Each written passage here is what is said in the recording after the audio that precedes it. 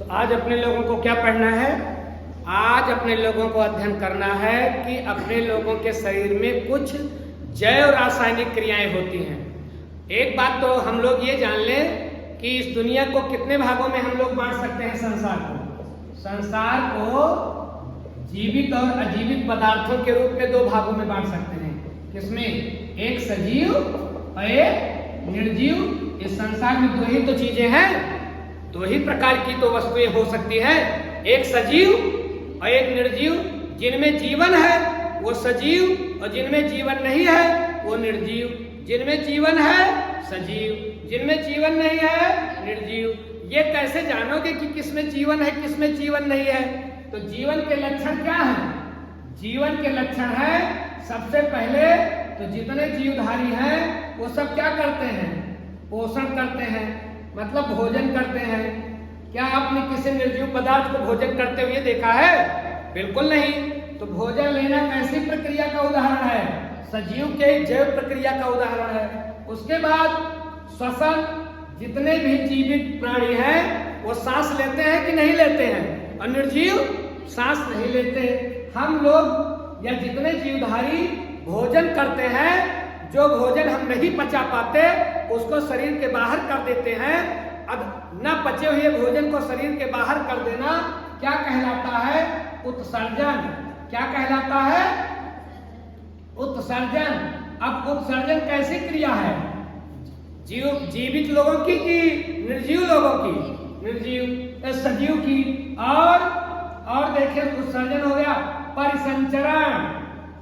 अपने लोगों के शरीर में लगातार कोई चीज बह रहा है। क्या बह रहा है? खून।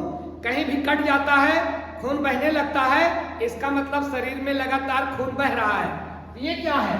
परिसंचरण। और ये ना सोचना कि केवल ह्यूमन बॉडी में, केवल ह्यूमन बीइंग में ये खून बह रहा है। सभी जीवधारियों में खून बह रहा है। हो सकता है किसी जीवधारी में लाल लाल खून ना हो, सफेद सफेद हो, नीला नीला हो, पीला पीला हो, लेकिन है खून ही, वो बहता रहता है। वो क्या कहलाएगा? परिसंचरण। ठीक इसी प्रकार से तो ये सब किसके लक्षण हुए? पोषण, श्वसन, उत्सर्जन, परिसंचरण, ये किसके लक्षण हुए? सजीवों के। यही अगर किसी में है तो समझो सजीव है। इन सब के अलावा एक लक्षण ऐसा है कि जो सजीव का सबसे महत्वपूर्ण लक्षण है। पोषण है, श्वसन है, उत्सर्जन है, परिसंचरण है, ये सब तो इंजन में भी होता है। इंजन डीजल पीता है, उसको भोजन चाहिए। इंजन बिना हवा के नहीं चलता, एयर फिल्टर लगा होता है तभी इंजन चालू होता है। तो इंजन को हवा भी चाहिए, इंजन में पाइप लगी होती है, उसी से तेल जाता है। तो परिसंचरण भी हो गया, उत्सर्जन भी हो गया, धुआं निकालता है इंजन, तो उत्सर्जन हो गया। तो जो लक्षण हमने आदमी में बताए वो तो इंजन में भी है। क्या इसका मतलब इंजन सजीव है? जबकि है, ये सारी प्रक्रिया इंजन भी करता है। तो भैया इंजन सब कुछ तो करता है, भोजन लेता है, श्वसन करता है, उत्सर्जन करता है, परिसंचरण करता है, लेकिन इंजन अपने समान इंजन नहीं पैदा कर सकता। एक इंजन दूसरे इंजन को पैदा नहीं कर सकता। लेकिन सजीव अपने समान सजीव पैदा कर सकता है। यह सजीव का सबसे महत्वपूर्ण लक्षण है। चींटी को पैदा कर छोटा से छोटा जीव। अमीबा बहुत छोटा है, आंखों से दिखता ही नहीं है, बहुत छोटा है, लेकिन एक अमीबा दूसरे अमीबा को पैदा कर देगा। एक चींटी दूसरे चींटी को पैदा कर देगी। एक ब्लू व्हेल दूसरी ब्लू व्हेल को पैदा कर देगा। तो सजीव का सबसे महत्वपूर्ण लक्षण क्या है? याद रखिएगा, प्रजनन। सजीव का सबसे महत्वपूर्ण लक्षण क्या है? प्रजनन। सजीव का सबसे महत्वपूर्ण लक्षण प्रजनन। सजीव का सबसे महत्वपूर्ण लक्षण प्रजनन, रिप्रोडक्शन। क्या बोलोगे अंग्रेजी मीडियम वाले? इसी को क्या बोलेंगे? रिप्रोडक्शन। रिप्रोडक्शन मतलब प्रजनन। प्रजनन मतलब अपने ही समान संतान पैदा कर देना। क्या कहोगे? प्रजनन। अपने समान संतान पैदा कर देना, प्रजनन। अब पोषण है, श्वसन है, उत्सर्जन है और प्रजनन है, ये सब परिसंचरण है, ये सब क्रियाएं मिला करके हम कहते हैं जैव प्रक्रम। क्योंकि ये प्रक्रम क्या करते हैं, ये किसी भी जीवधारी, ये सारी प्रक्रियाएं है ना, पोषण क्या है, प्रक्रिया है, श्वसन क्या है, प्रक्रिया है, उत्सर्जन क्या है, प्रक्रिया है, प्रजनन क्या है, प्रक्रिया है, परिसंचरण क्या है, प्रक्रिया है। ये सारी प्रक्रियाएं मिलकर के क्या होती हैं, क्या कहोगे, जैव प्रक्रम। ये जिंदा रह, किसी प्राणी को जिंदा रखने की ये प्रक्रियाएं हैं। अगर यही प्रक्रियाएं ना हो, सांस लेना बंद कर दे, हम जीवित रहेंगे कि निर्जीव हो जाएंगे, निर्जीव। भोजन करना बंद कर दे, निर्जीव। उत्सर्जन करना बंद कर दे, प्रजनन करना, ये लक्षण ना हो मतलब हम गए, हम बन जाएंगे निर्जीव। तो भैया अपने लोगों के शरीर में होने वाली संपूर्ण प्रक्रियाओं को हम जैव प्रक्रियाएं बोलते हैं। क्या बोलते हैं, जैव प्रक्रियाएं या जैव प्रक्रम। जो भी क्रियाएं, ध्यान से सुने, जो भी क्रियाएं हमको जीवित रखने के लिए जरूरी हैं वो क्या कहलाएंगी, जैव प्रक्रम या जैव क्रियाएं। कंफर्म हो गए। अब ध्यान रखना कि जैव प्रक्रम का अध्ययन कराने वाली विज्ञान की शाखा, जैव प्रक्रम का अध्ययन कराने वाली विज्ञान की शाखा को कहते हैं कार्यकी। जैव प्रक्रम का अध्ययन कराने वाली विज्ञान की शाखा कार्यकी।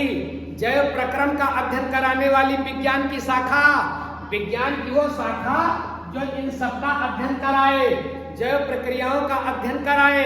क्या बोलेगे हो, क्या बोलोगे बाबू, कार्यकी, या बोलोगे फिजियोलॉजी।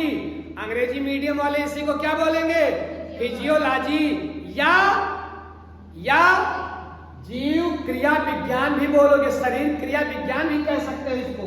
क्या बोल सकते हो, शरीर क्रिया विज्ञान, शरीर के अंदर होने वाली क्रिया का विज्ञान, या इसी को क्या बोलोगे, कार्यकी। अंग्रेजी मीडियम वाले क्या बोलेंगे, फिजियोलॉजी। शरीर की संपूर्ण क्रियाओं का अध्ययन कराने वाली विज्ञान की शाखा फिजियोलॉजी, शरीर के अंदर होने वाली सभी क्रियाओं का अध्ययन कराने वाली विज्ञान की शाखा कार्यकी। अब आप समझ गए कार्यकी क्या है, समझ गए कार्यकी क्या है। हम लोगों के शरीर में जितनी जैव प्रक्रियाएं हैं, इनका अध्ययन विज्ञान की जिस शाखा में करेंगे वही कहलाएगी कार्यकी। और ध्यान रखो, अपने लोगों के शरीर में एक क्रिया और होती है, वो है जैव रासायनिक क्रिया। देखो जैव रासायनिक क्रिया क्या है, जैव मतलब जीवन, जैव मतलब जीव, जैव मतलब जीवन, जैव मतलब जीव, और रासायनिक मतलब रासायनिक क्रिया, केमिकल रिएक्शन हो। तो अपने लोगों के शरीर में, अपने लोगों के शरीर में होने वाली रासायनिक क्रिया को जैव रासायनिक क्रिया कहते हैं। अपने लोगों के शरीर में होने वाली रासायनिक क्रिया को क्या बोलते हैं, जैव रासायनिक क्रिया बोलते हैं। मतलब अपने लोगों में हो, अपने लोग माने जीवों में हो, और रासायनिक क्रिया हो। कैसी क्रिया हो, रासायनिक, लेकिन कहाँ हो, बॉडी के अंदर। बॉडी के बाहर तो खूब हो ही रही है, लेकिन बॉडी के अंदर क्या हो, रासायनिक क्रिया हो। तो क्या कहलाएगी, जैव रासायनिक क्रिया। और इसी क्रिया को भैया हम बोलते हैं उपापचय। जैव रासायनिक क्रिया का सबसे अच्छा उदाहरण क्या है, उपापचय। इसको हम बोलते हैं मेटाबॉलिज्म। अंग्रेजी मीडियम वाले इसी को क्या बोलेंगे, मेटाबॉलिज्म। मेटाबॉलिज्म क्या है, what do you mean by metabolism. आप मेटाबॉलिज्म से क्या समझते हो, शरीर के अंदर होने वाली जैव रासायनिक क्रिया को मेटाबॉलिज्म बोलते हैं। शरीर के अंदर होने वाली उपापचयी क्रियाओं को क्या बोलते हैं, जैव रासायनिक क्रिया बोलते हैं। कंफर्म हो गए। अब आप लोग ध्यान रखना, ये उपापचय जो है ना, ये दो शब्दों से मिलकर बना है, उपचय अपचय। उपचय अपचय, उपचय अपचय। याद करिए, उपचय अपचय, केमिस्ट्री में हम लोगों ने पढ़ा है। उपचय अपचय, ऑक्सीजन का जुड़ना, ऑक्सीजन का निकलना, कुछ याद आ रहा है? तो अब ध्यान रखिए, उपचय अपचय। उपचय को अंग्रेजी मीडियम वाले बोलते हैं एनाबोलिन। क्या बोलते हैं? एनाबोलिन। और अपचय को बोलते हैं केटाबोलिन। क्या बोलेंगे? केटा। अपचय मतलब अंग्रेजी में केटाबोलिन, हिंदी में अपचय। उपचय अंग्रेजी में एनाबोलिन। ये उपचय कैसी क्रिया है अपने लोगों के शरीर में? भैया अपने लोगों के शरीर में जितनी भी चीजें बनती हैं, जितनी चीजें निर्माण हो, वो है उपचय। तो क्या अपने लोगों के शरीर में कुछ बन भी रहा है? हाँ, बन रहा है। जैसे अपने लोगों के शरीर में प्रोटीन अपने आप बनती है। प्रोटीन अपने आप बनती है। प्रोटीन किससे बनी होती है? अमीनो एसिड से। अमीनो एसिड 20 अमीनो एसिड मिलकर के प्रोटीन का निर्माण करते हैं। तो प्रोटीन का निर्माण अपने लोगों के शरीर में होता है। तो बताइए प्रोटीन का निर्माण क्या कहलाएगा? उपचय की अपचय? उपचय। रक्त का निर्माण, रक्त हम लोग कहीं से पीते हैं, रक्त चढ़ा करके जीवन चलता है कि शरीर में खून बन रहा है। रक्त मतलब खून, उधिर। तो रक्त का बनना क्या होगा? उपचय। रक्त का बनना उपचय। और ध्यान रखिए, वसा का निर्माण। वसा का निर्माण, आप बोलोगे सर ये वसा का निर्माण क्या है, फैट का निर्माण क्या है? भैया जब अपने लोग कार्बोहाइड्रेट ज्यादा खाते हैं, मीठा पदार्थ ज्यादा खाते हैं, प्रोटीन ज्यादा खाते हैं, अपने लोगों को ज्यादा जरूरत नहीं है, ठूसे चले जाते हैं, तो जब ज्यादा हम खा लेते हैं तो यही कार्बोहाइड्रेट और प्रोटीन फैट बन जाता है। हम मोटे होते चले जाते हैं। अरे फैट मतलब मोटा भी तो होता है, और फैट मतलब वसा भी। तो भैया जब अपने लोग ज्यादा कार्बोहाइड्रेट खाएंगे, ज्यादा प्रोटीन खाएंगे, तो काम नहीं है उतना, शरीर को उतनी जरूरत नहीं है, और खा लिया ज्यादा, हम लोगों ने ज्यादा खा लिया, तो वही प्रोटीन और कार्बोहाइड्रेट किसमें बदल जाएगा? वसा में। तो वसा का निर्माण शरीर में अपने आप हो रहा है। वैसे वसा हम खाते भी हैं, तेल, घी, मक्खन, ये सब वसा है, इसको हम खाते भी हैं, लेकिन ये शरीर में बनता भी है। कंफर्म हो रहे हो? अब देखिए, ये तो हो गया उपचय। अब आइए अपचय देखें, इसी का ठीक उल्टा, निर्माण। उपचय मतलब निर्माण और अपचय मतलब विनाश। अपने लोगों के शरीर में कोई पदार्थ यौगिक बने तो क्या है? उपचय। अगर अपने लोगों के शरीर में ये सब बन रहा है तो उपचय, और अपने लोगों के शरीर में कोई चीज बिगड़ रहा है तो अपचय। जैसे अपने लोगों ने श्वसन किया, श्वसन में ऑक्सीजन ली, ऑक्सीजन पहुंचा कोशिका के पास, और कोशिका के पास पहुंचा है भोजन, ऑक्सीजन ने भोजन को तोड़ा, मतलब भोजन को पचाया, तो भोजन का पाचन क्या होगा? पाचन में क्या होगा? अरे अपने लोग रोटी खाते हैं तो रोटी कहीं रह जाती है, तोड़ ताड़ के वो खून में मिल जाती है, फिर कोशिका में पहुंच जाती है, कोशिका में टूटती है, अपने लोगों को ऊर्जा मिलती है। चीनी खाते हैं, चीनी कोशिका में जाती है खून के साथ, और उसको ऑक्सीजन तोड़ती है, मतलब श्वसन करती है। तो ये क्या है? टूटना, भोजन का टूटना, भोजन का पाचन क्या है? अपचय। श्वसन में भोजन के पदार्थ टूटते हैं, तो ये कैसी क्रिया होगी? अपचय। किसी चीज का शरीर में टूटना। अब आप लोग बताओ, रासायनिक क्रिया है कि नहीं? रासायनिक क्रिया हो रही है, इसीलिए इसको कहते हैं जो रासायनिक क्रिया। पाचन है, श्वसन है, वसा का टूटना। और एक बात ध्यान रखना, जब अपने लोग ज्यादा मोटे हो जाते हैं तो डॉक्टर बाबू कहते हैं कि एक आध दिन व्रत रहिए, एक आध दिन खाना मत खाइए हफ्ते में। काहे डॉक्टर बाबू कहते हैं कि खाना मत खाइए? इसलिए डॉक्टर बाबू कहते हैं खाना मत खाइए, ताकि जो फैट ज्यादा इकट्ठा हो गया है वो टूटे। जब एक दिन खाना नहीं खाओगे तो काम तो तब भी करोगे ना, और काम करने के लिए क्या चाहिए? ऊर्जा चाहिए। तो ऊर्जा ज्यादा किससे मिलती है? कार्बोहाइड्रेट से। लेकिन आज कार्बोहाइड्रेट हम खा ही नहीं रहे हैं, तो यही जो हम मोटे हो गए हैं ना, जो हमारी चमड़ियां मोटी हो गई है ना, वही फिर कार्बोहाइड्रेट में बदलेगी, और कार्बोहाइड्रेट में बदलेगी तो अपने लोगों को ऊर्जा मिलेगी। तो वसा किसमें टूटेगी? कार्बोहाइड्रेट में। वसा किसमें टूटेगी? कार्बोहाइड्रेट में। तो क्या होगा? तो ये वसा का टूटना अपचय, और प्रोटीन का टूटना अपचय, और रक्त का विनाश होना, रक्त का निर्माण क्या कहलाया था? उपचय। लेकिन अपने लोगों के शरीर में रक्त बन रहा है और 5 लीटर खून हरदम रहता है, 5 से 10 तो नहीं हो जाता, बन रहा है लेकिन उसी पर जो है स्थित है, आगे बढ़ नहीं रहा है, एक कांस्टेंट है, 5 लीटर होगा, बहुत नहीं बढ़ने पाता। इसका मतलब खून बन भी रहा है, बिगड़ भी रहा है, बन भी रहा है, मर भी रहा है। तो खून का बिगड़ना, खून का टूटना, खून का विनाश होना अपचय। अब समझ गए उपचय क्या है, अपचय क्या है? शरीर में नई नई चीजों का बनना उपचय, शरीर में पुरानी चीजों का बिगड़ना।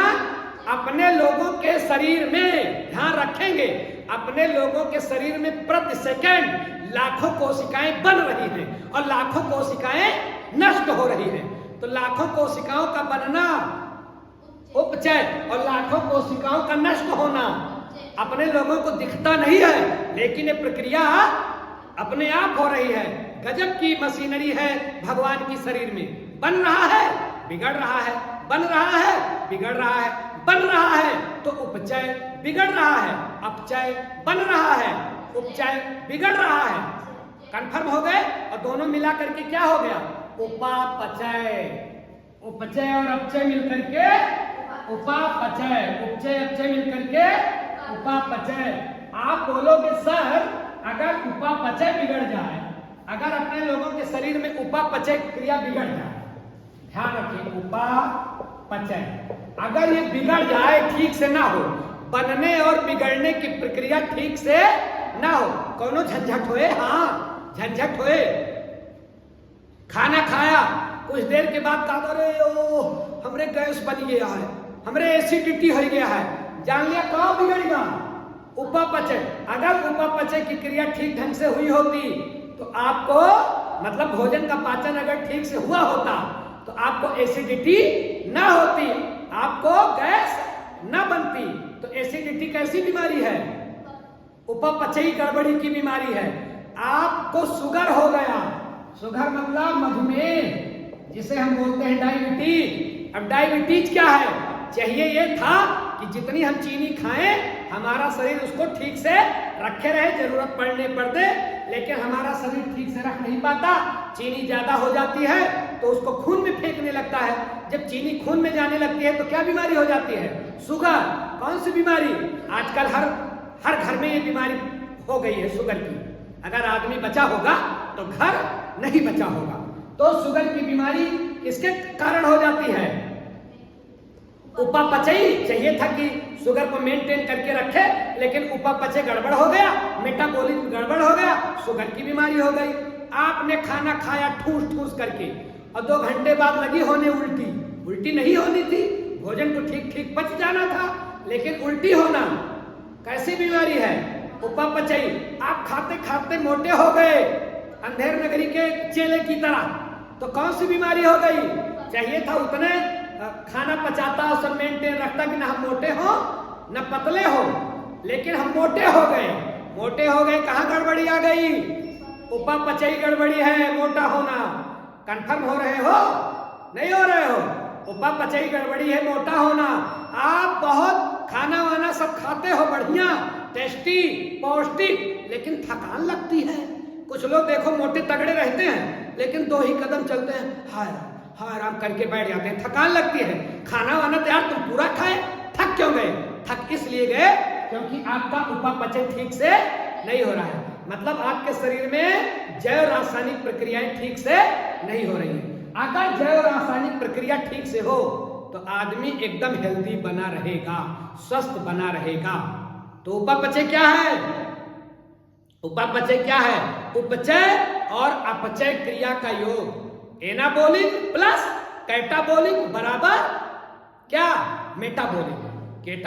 Anabolic plus anabolic catabolic is equal to metabolic. Catabolic मतलब कटना, टूटना, फूटना, और एनाबोलिक मतलब बनना, निर्माण होना, दोनों मिला दो मेटाबोलिक। कंफर्म हो गए? शेष अगले क्लास।